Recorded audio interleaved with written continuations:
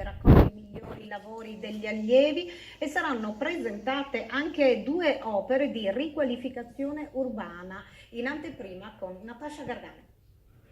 Alberi, nori e ceramiche alti più di 10 metri, realizzati con migliaia di tessere di mosaico, ceramiche bianche come le case di Gaudì a Barcellona, per ricoprire un'ingombrante canna fumaria e renderla un'opera d'arte. Una pesante scala antincendio che cambia pelle, rivestita interamente con materiali naturali. Sono gli ultimi imponenti lavori realizzati dalla Scuola Mosaicisti del Friuli a Spilimbergo. C'è stato un grandissimo lavoro di collaborazione fra gli allievi, tutti gli allievi della Scuola Mosaicisti e i loro maestri.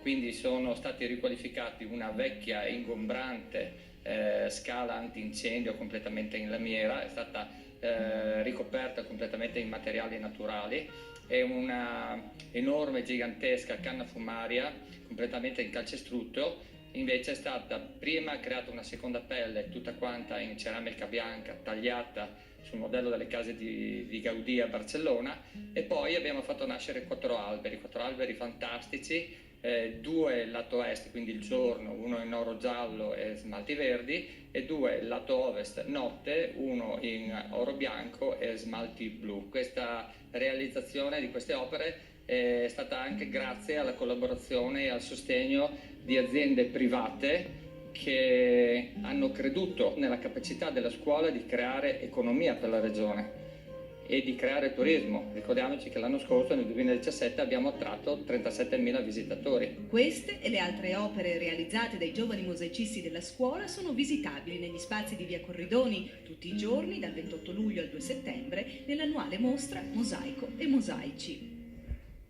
L'Udinese in Austria e oltre Ha fatto un bel servizio. la tecnica, i giocatori Ha tagliato un po' a destra e a sinistra, però.